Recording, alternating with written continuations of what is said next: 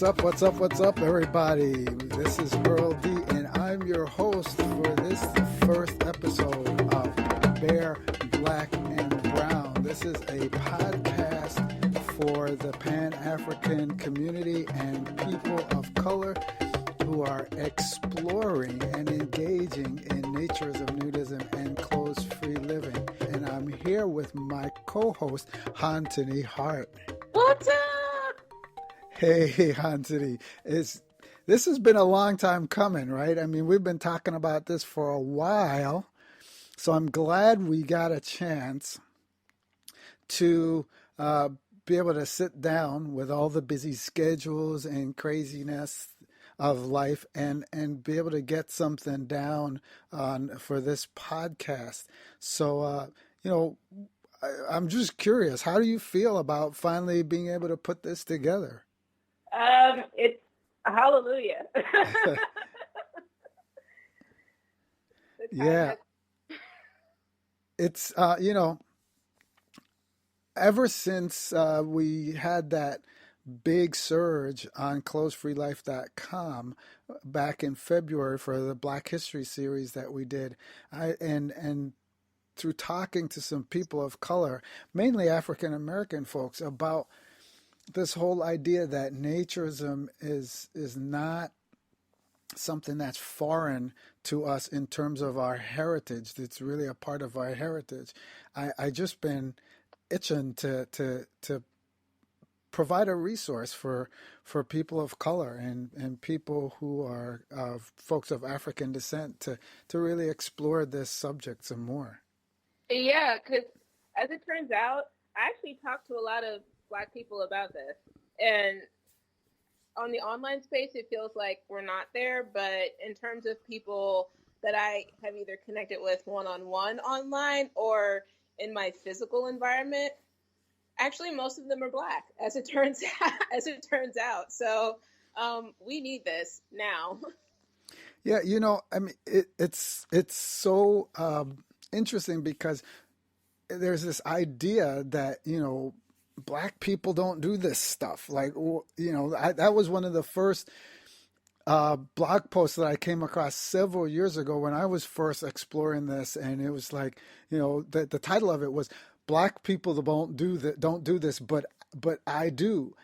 And then I discovered that, yeah, Black people do. We just don't, we're just not represented in the same spaces Yeah. that the rest of the naturist or nudist community is present in.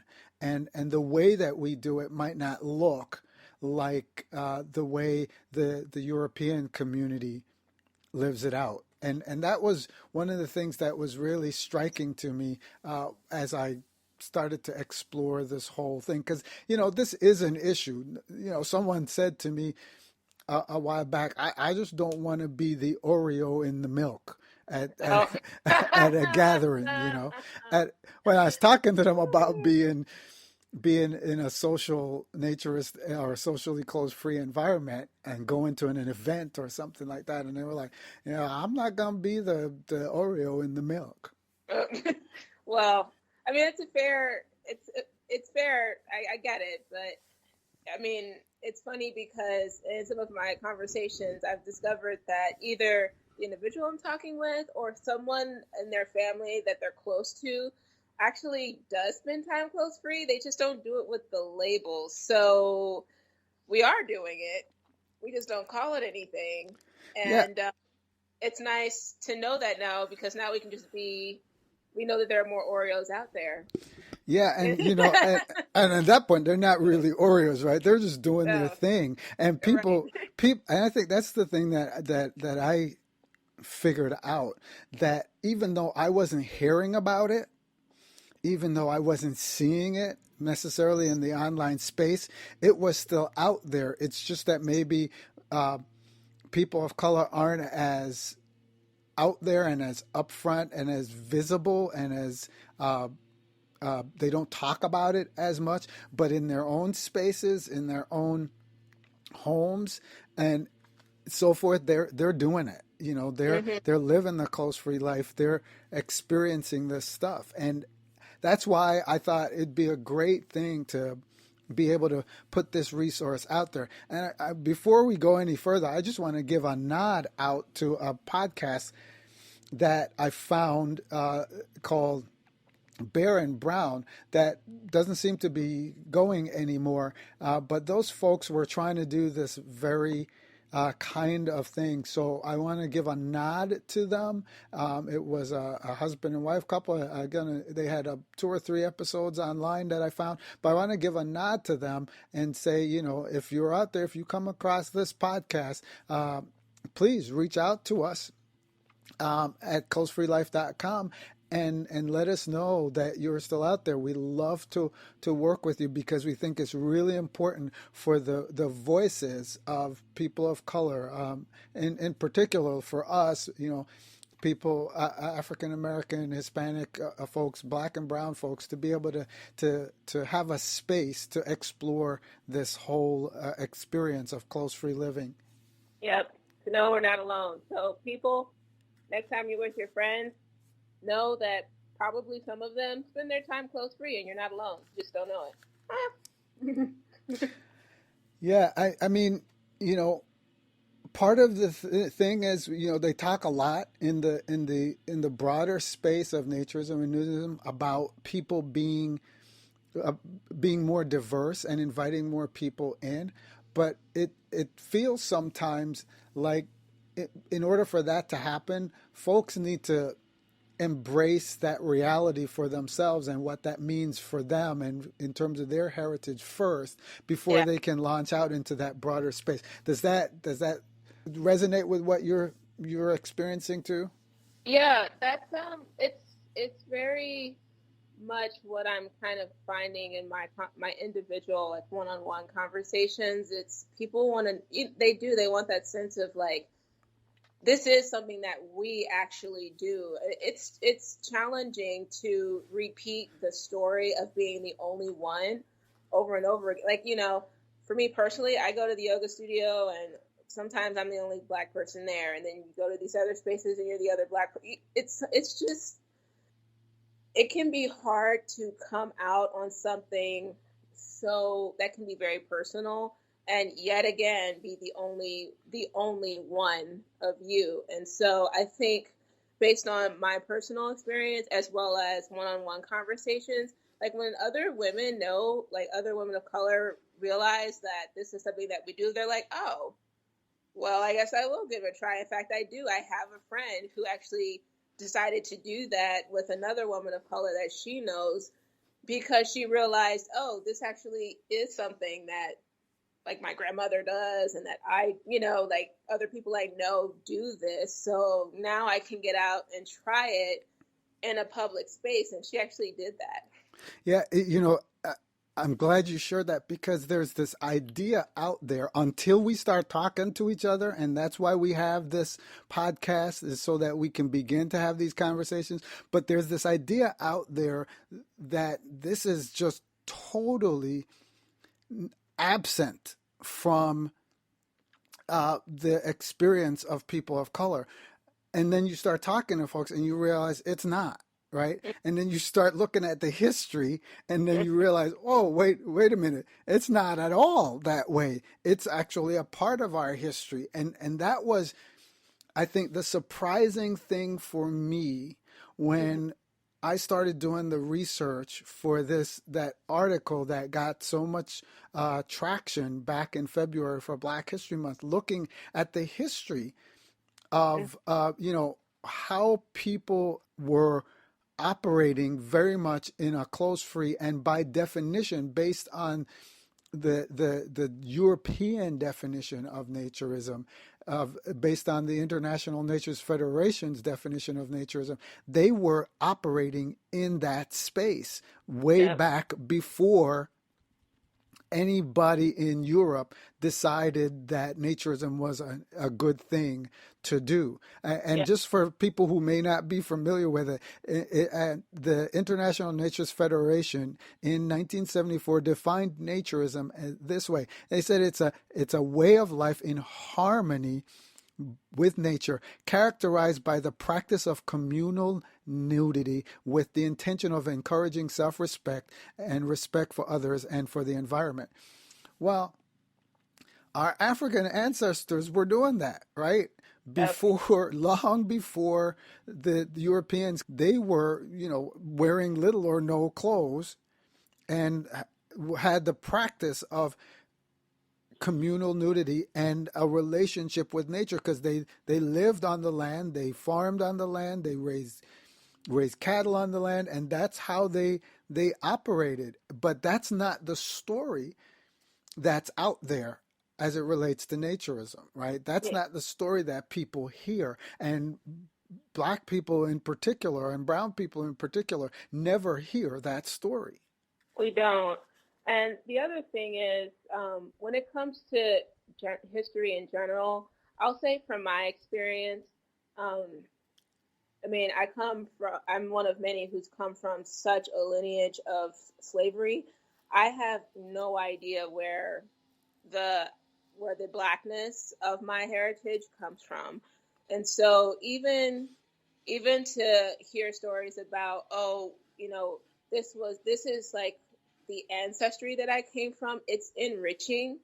But at the same time, what really landed it for me in a conversation with one of my friends is when she pointed out that someone that she lives with right now carries that heritage. So she lives with someone who spends her time clothes free as a black brown woman. Like, for me, that translates the heritage through from something that's so distant. I mean, I'm mixed all over the place. I have African roots, I have European roots. Like, I have very recent Native American heritage, and Mm-hmm. um, so sometimes when it's like, way back in the day, and farther back, and it's great to hear that, but it's also enriching to see that it's still alive right now, that it's not just this distant heritage that I don't know about, but that we as a people have folks in our families that we live with who perhaps do this. That's really powerful because it means it's still living and breathing and, you know, current. It's still today. Yeah, it's funny, because they recently, the History Channel just made a remake of Roots, and I think the thing that was so powerful about the original Roots for me was the connection between the experience of Alex Haley's ancestry back in the on the African continent, and the connection with his life now and how it influenced Exactly. his life now. Yep. And I love my favorite scene in the original Roots is when he sits down with the tribal griot and he says, I'm looking for this specific situation or this specific person. Can you ask him about that? And he's told at that point that no, you can't just plug into one single Mhm. instance. You got to go back and he'll Mhm. tell you the story from the beginning. And then hopefully along the way, you're going to find yourself. You're going to find your heritage. You're going to find your family line in that. Mhm. And I think that's what I'm hoping we can do is to help people to find their family line in this practice of close free living and realize that Yeah. that people from Africa were the first naturists. They were the first. They were living in harmony with nature. They had communal nudity, and really important, nudity was not just sexual, Yep. right? People didn't run around just having sex just because they didn't have a whole lot of clothes on, Right. and that's and that is, and we'll talk about this in a future episode, I hope, but just to touch on it a little bit, I think that's more of that. Let's find that spot in time you've gotten stuck in, than Mhm. going back and going through the whole thing and seeing yourself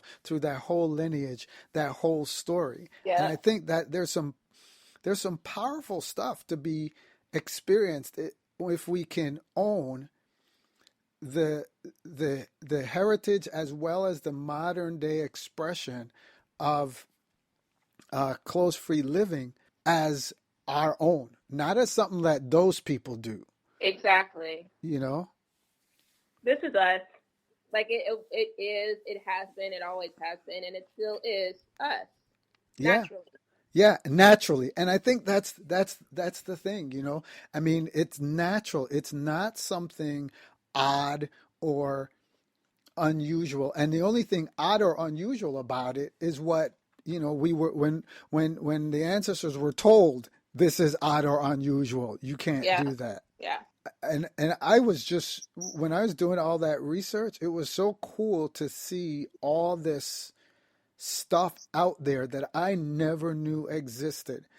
You know, a Hmm. lot of times when we talk about when black folks at least talk about connecting back to their heritage, they go back to Egypt and the Nubian Egyptians, and to come to find out that one of the greatest warriors and pharaohs and rulers of Egypt was a quote unquote sun worshiper. And in his palace, clothing was limited, if not non existent, for the most part. And I think that's a powerful connection for people to understand that people on the African continent were naturally Hmm. living clothes free.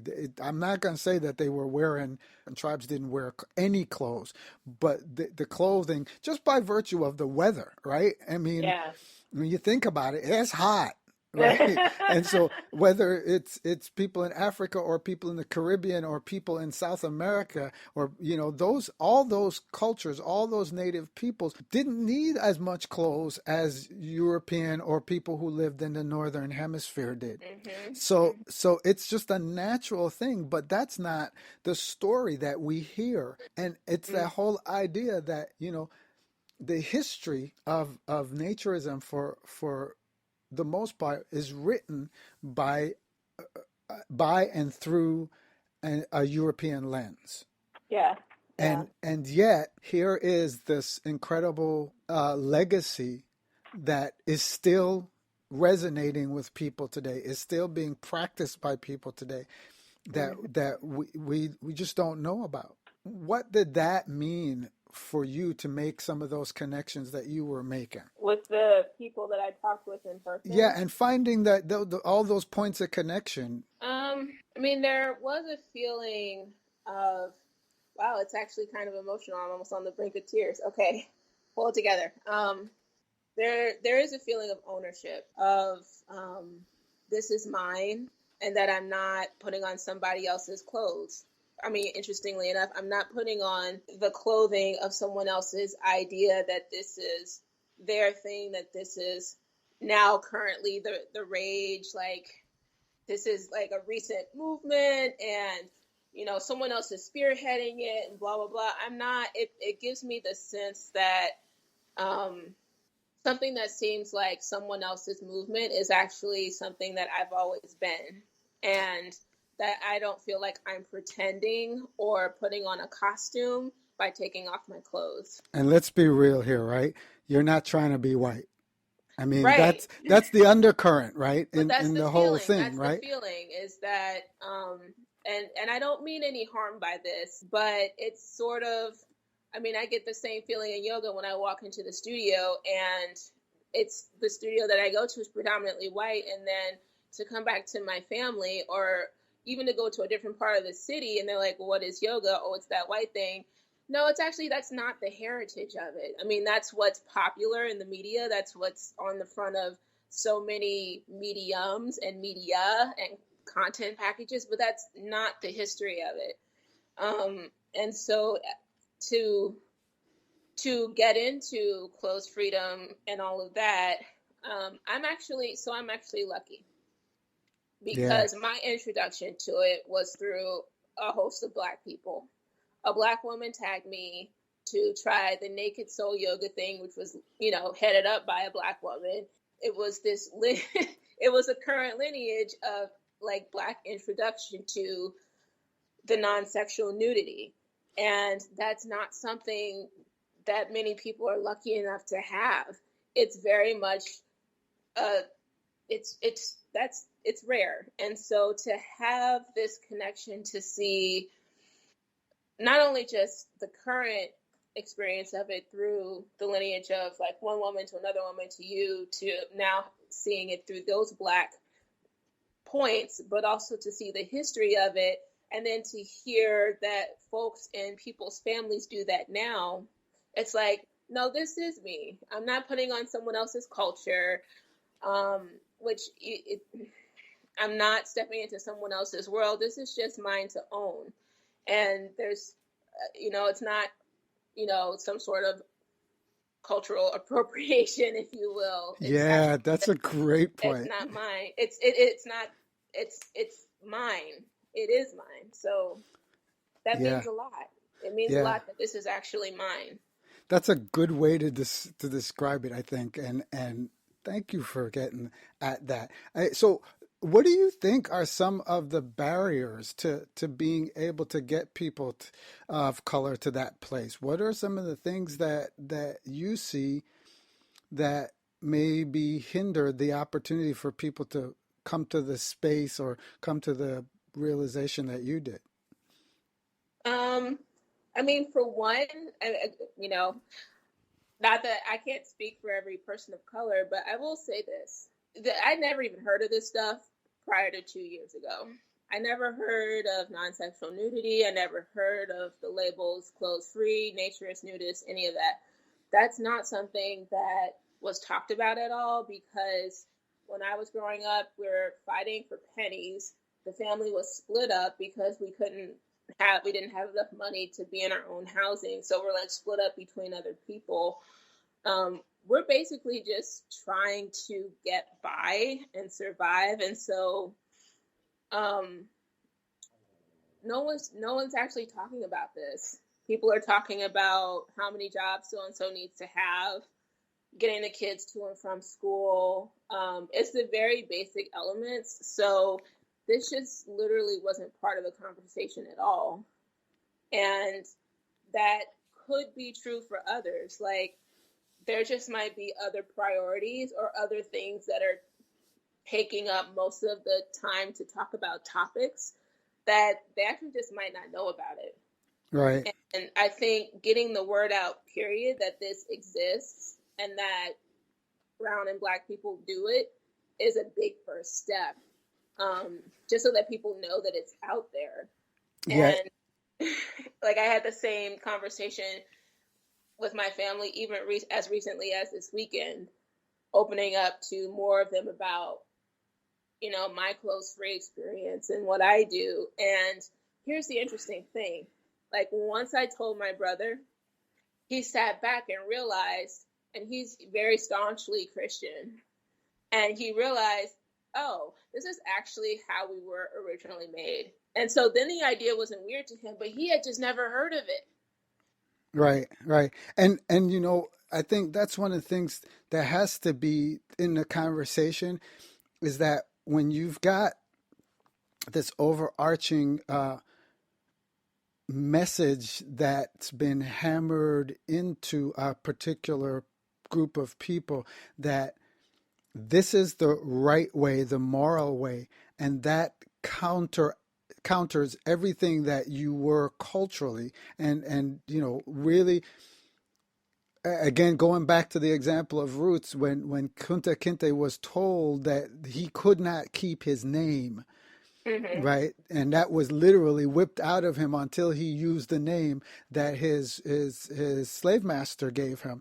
I think sometimes that's what we're working with, are working have to work through and be real about when we say that, and understand that the religious perspective that was given was Mm-hmm. one that suggested inaccurately, I think, that nudity, it was wrong Yeah. because it made the connection between the connection between nudity and sex, the an automatic one.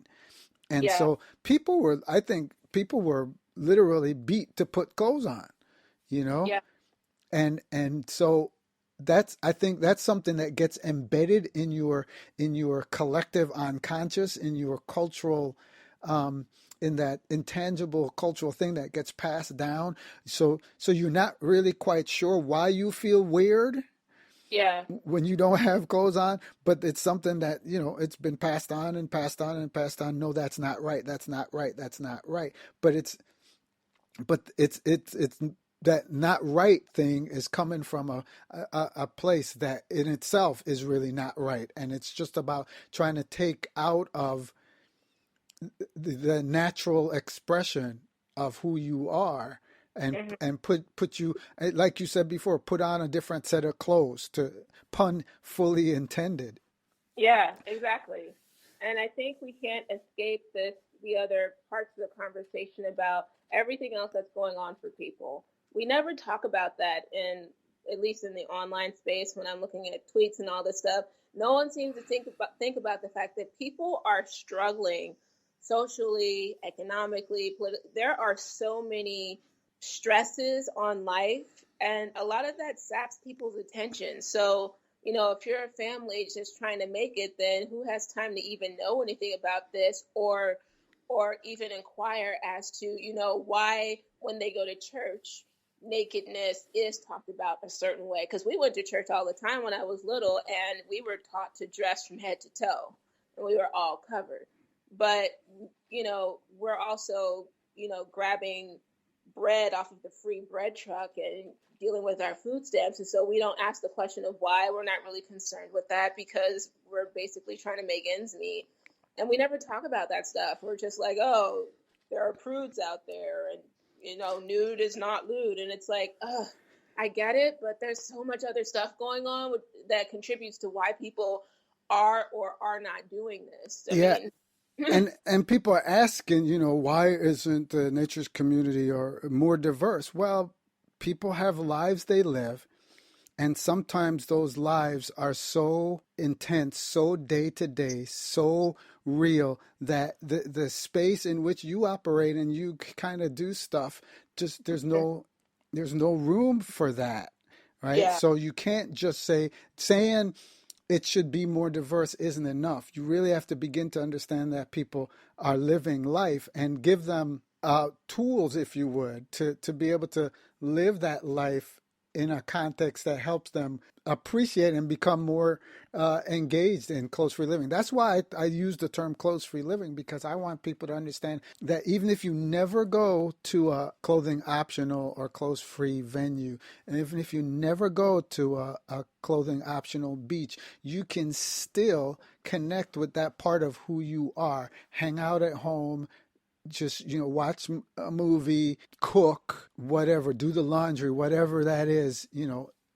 without clothes on. And that's part of that natural functioning yeah. of who you are. And it's also like I'm also finding that these nuggets of conversation, like the one-on-one conversations, are really the pathway to breaking those molds of, oh, that's not what Black people do. Well, like when I have these moments of they're very brief moments where it's just like dropping one tiny nugget. And I even did this recently with another young woman who's just a few years younger than me. And I talked about clothes for camping, and she's like, "What?" She's also Black, and I was like, "Yo, it was just like super comfortable out there." And she thought, actually, that does sound comfortable and very freeing. Well, But like, now you dropped two things on her in oh, that one thing. Camping. Black people don't do that. oh And yeah, that's clothes right. We don't free. camp. What? You come on now. Honestly, It was just a little honestly, I bit didn't too think much to handle. You can't be I didn't dropping think two Black people biggies. camped either. I was like, that's a white thing. Black people don't camp. But that's all I ever knew is white people talking about camping. I never met Black people who camped, and I was like, I didn't know Black people did very many things at all. So, Yeah, I um, mean, it's really this disconnect. It's not like we weren't outdoors people, right? It's not like we weren't people who connected to the water. It wasn't like we weren't people who, at least for black people, and I think it's true for brown folks too, who weren't out there in nature. That was who yeah, we were. But yeah, but that stuff got pulled. And again, I hate keep going back to Roots, but it's like when in Roots, when Chicken George gets pulled out of the plantation. He's lost in a bet and has to go to Europe, right? And he's taken to a completely different element hmm from where He is, and that's, I feel like we've been disconnected or taken away from some of the things that were really a part of who we It are, is. and we have Yeah. to kind of creep our way and find our way back into that, claw our way back into that, and just realize that that's who we are. Well, And and that's actually the trend that I'm noticing on Instagram a lot, for instance, and there might be on other platforms as well. I'm not on every single platform, but I've noticed that a lot with a lot of young black and brown women is that the reclaiming of nudity is very much tied to the whole reconnecting with earth, reconnecting with nature, the goddess within, and all of that. It's not about the naturist and nudist labels and following all these rules and going to resorts. They're actually like randomly outside in the trees, just, and not, I don't mean like random as in, but they just go and do, and they're like, this is about my reconnection to earth and nature and heritage. And so people putting up these adverts about, nude is not nude, and the random photos and all, no one, that actually doesn't mean anything to people.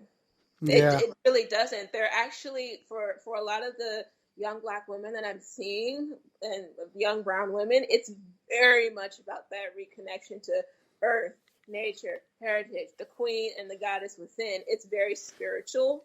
It's right, very holistic. And it's very much tied to all of life and not just about, throwing their breasts and genitals in someone's faces. It's right. very much not that at all. Yeah, and hopefully that's the kind of stuff we're going to cover more of as we continue with these podcasts. But I am sad to say, because I love these conversations with you, that our time is running out.